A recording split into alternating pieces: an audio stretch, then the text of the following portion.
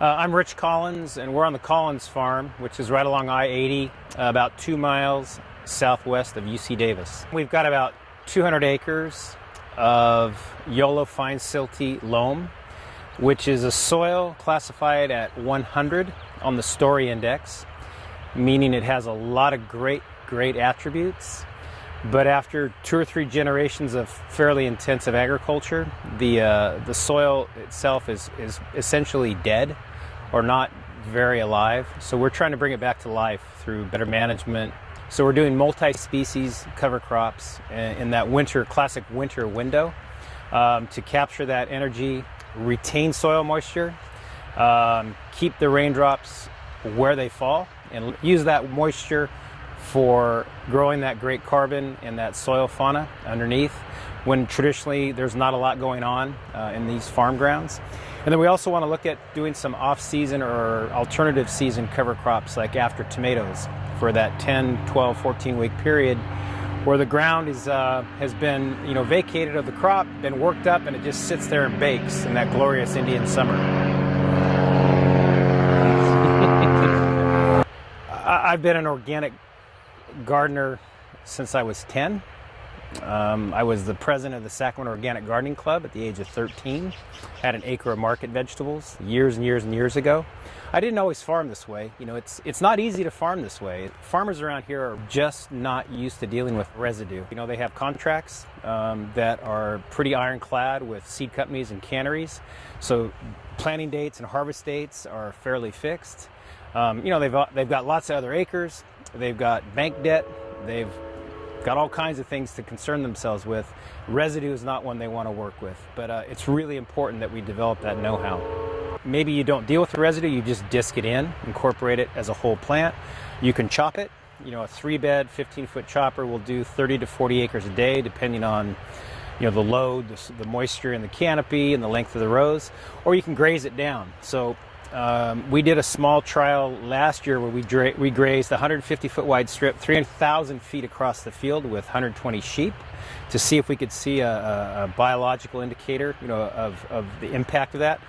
And there was a relatively green strip going across the field. So this year, my tenant brought in 800 meat goats for about 30 days. So 800 goats could graze down 4 acres of cover crop a day. They were moved in 8 different paddocks throughout that period, about every 4 or 5 days. Their guts, those animals' guts, are basically bioaccelerators. So it's even probably a synergistic effect on the soil. They, of course, took the cover crop canopy down to the ground. They got the feed value, we got the poop and the pee. And the farmer had his residue load mitigated. We think that sheep and goats are probably more appropriate for late winter, early spring grazing with regards to soil compaction and their mobility. And then we hope to bring in cattle in that late fall, early winter window to graze down those summer catch crops after we've dried the soil profile so that the threat of any compaction is minimized, if not eliminated. So that's the model we've got going right now. And we hope to, in fact, go a little bit back to the future and bring livestock back to the Central Valley row crop farming via these intensive seasonal grazing windows. When it's appropriate, it makes great sense, and everybody wins, especially the soil. Kind of neat, we have a piece of ground just to the north of our road that the university owns, that it's rented to our tenant, and it's exact same soil, obviously the same rainfall patterns, everything, except 2 very different management practices. So it provides a pretty nice compare and contrast as far as runoff, as far as tilth, as far as soil biology, worm populations. It's really, really interesting. And I'll tell you, it's not night and day, but it's almost night and day. On our farm, we had 24 inches of rain this year. Nice, steady system of storms that came in throughout the month. And from this 115-acre field, we had not 1 gallon of runoff. So where did all that water go?